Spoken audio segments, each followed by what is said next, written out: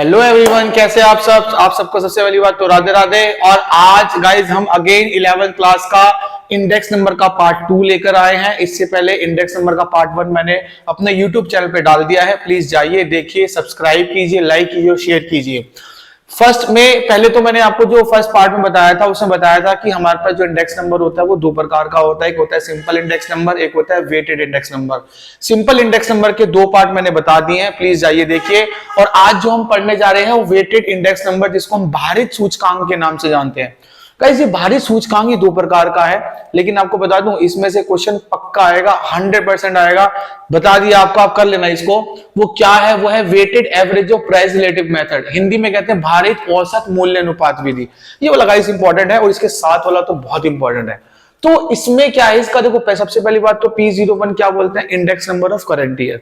तो P01 is equal to formula क्या हो गया? सिग्मा RW अपॉन में सिग्मा W। R क्या है? रिलेटिव। रिलेटिव का मतलब मैंने बताया था कैसे निकालते हैं, P1 अपॉन P0 मल्टीप्लाई में 100। और W क्या है? W क्या है? यहाँ पे हमारे पास वेट। वेट मतलब भार। तो एग्जैक्टली क्वेश्चन जो आएगा वो जितना ब्लैक में आप मार्कर से देख रहे हो इतना क्वेश्चन का पैटर्न आएगा। आपको दे रखा होगा गुड्स, आपको दे रखा होगा P0, P1 और आपको दे रखा होगा W। जरूरी नहीं है कि आपको P0 और P1 भी दे रखा होगा, हो सकता है आपको R और W दे रहे सिंपल, तो बहुत आसान क्वेश्चन हो जाएगा। फिर कैसे करना है? सीधा RW की मल्टीप्लाई करनी है।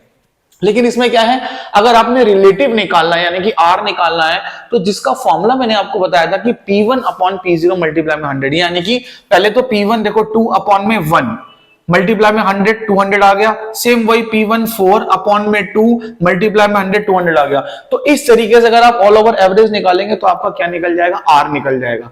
R को भी प्लस नहीं करना, क्यों? क्योंकि अभी R को हमने W के साथ मल्टीप्लाई करना है। फॉर्मूला देखिए, अगर आपको फॉर्मूला पता होगा तो आपको ये पता होगा कि अगला स्टेप क्या होगा। तो इसका क्या स्टेप है? सिग्मा RW अपॉन में सिग्मा W। तो हमने क्या करा? RW की मल्टीप्लाई करी। देखो W ये मैंने अपने आइडिया से लिया है इस तरीके से ताकि क्वेश्चन इजी आपको समझ आ जाए। लंबी वैल्यू रखूंगा तो आप भी कैलकुलेट करते रहेंगे, सिंपल सोवर में समझिए। उसके बाद ये प्रैक्टिस से आएगा, ऐसे नहीं आएगा कि हमने कर लिया, फॉर्मूला देख लिया, चलो हो गया। नहीं, आपको इसको प्रॉपर एक्सप्लेन करना पड़ेगा और प्रैक्टिस करनी पड़ेगी। तो RW क्या करेंगे? W और R की मल्टीप्लाई। देखो 200 को से करा 400, फिर 400, 200, 200 और 400। Simple concept. क्या करा? सिग्मा RW अपॉन में सिग्मा W। पहले तो RW की कैलकुलेशन कितनी आई है हमारे पास? 1600। सिग्मा W कितना आया? 8। फॉर्मूला अगर आप देखो तो मैंने भी आपको बताया क्या फॉर्मूला होता है, सिग्मा क्या RW अपॉन सिग्मा W। तो RW upon W sigma W, तो ये कितना हो गया? 1600 और अपॉन में 8, तो मल्टीप्लाई डिवाइड कर दिया हमने, कितना आ गया? 200 आ गया। तो ऐसे करके हम निकाल सकते हैं weighted average of price relative method. Simple में भी ऐसे ही है। सिंपल में क्या होता है? एवरेज वाला टॉपिक आ जाएगा, यानी कि इसमें कौन सा आ जाएगा? Average of price relative method. Simple जुड़ जाएगा उसके साथ। तो उसमें क्या है? उसमें ये W वाला कंसेप्ट नहीं है, लेकिन अगर W आ गया तो W के साथ आपको मल्टीप्लाई करनी पड़ेगी।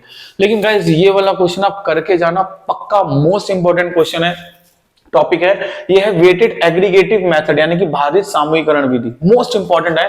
लास्पियर, पाशे और फिशर, हिंदी इंग्लिश में सेम नाम है, लेकिन ये अगर आपने कर लिया तो डैम श्योर आपके पक्के मार्क्स हैं। 6 नंबर का भी आ सकता है, ये 4 का भी आ सकता है, लेकिन आएगा जरूर। ठीक है, तो लास्ट ईयर पहले तो फॉर्मूला समझ लो। लास्ट ईयर का फॉर्मूला क्या है? देखिए लास्ट ईयर का फॉर्मूला है सिग्मा P1 अपॉन मल्टीप्लाई में Q0, sigma P0 Q0 multiply में 100। इसका याद करने का आपको तरीका सिखाऊंगा। इसका फॉर्मूला देखो, sigma P1 Q1 upon sigma P0 Q1 multiply में 100।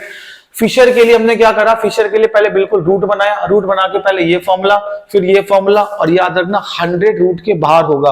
पहले आपने पूरी कैलकुलेशन करनी है, फिर 100 से मल्टीप्लाई करना है। कुछ बच्चे क्या करते हैं कि इसका जो आंसर आया और इसका जो आंसर आया वो यहाँ पे लिख देंगे। नहीं, ऐसा नहीं करना है आपने इसको प्रॉपर तरीके से लिखना है, क्योंकि ये 100 से ऑलरेडी मल्टीप्लाई हो चुका है। तो आंसर नहीं लिखना, वैल्यू लिखनी है, फिर से सॉल्व करना है। अब इसको याद करने का तरीका क्या है? देखो भाई सिंपल सी बात है, पहले नीचे 0, यहाँ पे 0, यहाँ पे 0, 1। सबसे पहले समझ लो, ऊपर 1 सब जगह 0। लास्ट ईयर के लिए ऊपर 1 सब जगह 0, और पाशे में क्या होगा कि नीचे 0 सब जगह 1। याद कर लो क्या होगा? ऊपर 1 सब जगह 0, नीचे 0 सब जगह 1। तो ऐसे लास्ट ईयर और पाशे याद हो गया तो फिशर तो याद हो ही जाएगा। लेकिन फिशर का एक और जादुई फॉर्मूला है, वो क्या है? वो है लास्ट ईयर प्लस पाशे अपॉन में 2। लेकिन मैं आपको सिखाऊंगा आपने करना कैसे। जब आप किसी ट्रैक में फंस जाओ या आपसे सॉल्यूशन ना निकले तो बताऊंगा किस तरीके से आपको करना है। आइए देखते हैं।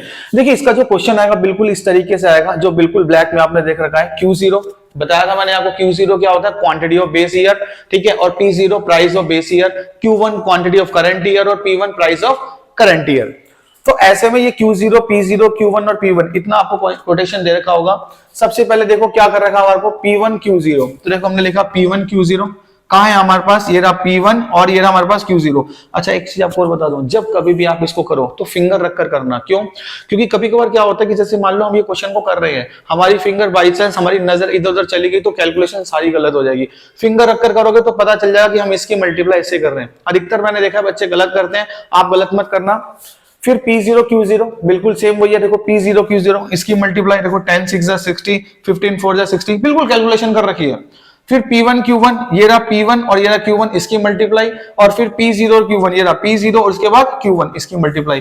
तो इस तरीके से करके हमने इसके नीचे क्या निकाल दिया, इसकी कैलकुलेशन, यानी कि इसका जो फाइनल रिजल्ट है वो हमने निकाल दिया। अब फॉर्मूला क्या है भाई, लास्ट पेयर का फॉर्मूला मैंने अभी आपको बताया क्या होता है, सिग्मा P1 Q0 और multiply divide by P0 Q0 और मल्टीप्लाई में 100। तो पहले इसकी वैल्यू देखो कितनी है 235, इसकी कितनी है 187 मल्टीप्लाई में 100, पहले डिवाइड कर देना 100 से, इसको मल्टीप्लाई कर देना, आंसर आ गया 125.67। अप्रॉक्स लिख देना। क्यों अप्रॉक्स लिखोगे, क्योंकि कभी कभार क्या होता है कि हमें कैलकुलेशन में थोड़ी सी गड़बड़ हो जाती है, या एक दो पॉइंट ऊपर नीचे या वैल्यू ऊपर नीचे हो जाती है, तो पॉइंट अप्रॉक्स अगर आप लिख दोगे तो आंसर आपका अप्रोप्रिएट माना जाएगा।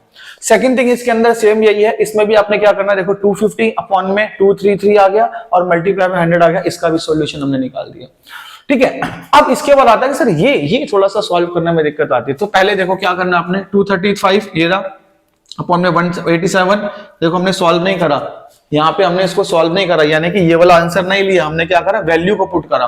फिर 250 हमारे पास ये वाला, फिर 233 और 100 जो होगा वो कहां होगा, रूट के बाहर होगा। ठीक है, अब क्या करना है, देखो सिंपल सी बात है, मैंने इसको डायरेक्ट कर दिया क्योंकि जगह नहीं थी इतनी। तो क्या करा, पहले इसकी डिवाइड इसके साथ, फिर इसका डिवाइड इसके साथ, फिर दोनों को मल्टीप्लाई। ध्यान से सुनो, पहले इसको डिवाइड कर दो या इसको सॉल्व कर दो पूरे को। सॉल्व करने के बाद ये जो आपने रूट दे रखा है इस रूट को हटा दो तो आपका आ जाएगा 1.616, मल्टीप्लाई में 100 आ गया 116.12।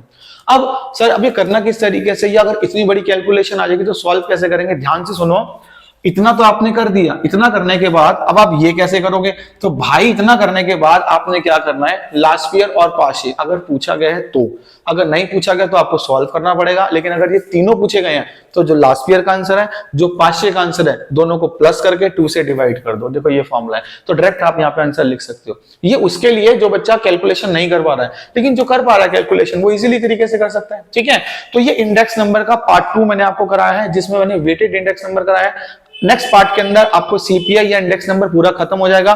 3 क्लास के अंदर इंडेक्स नंबर का टॉपिक था, बाकी अगली क्लास के लिए मैं आपको आगे के टॉपिक बताता जाऊंगा। मिलेंगे आपसे अगली क्लास में, till then bye bye, Radhe Radhe सबको।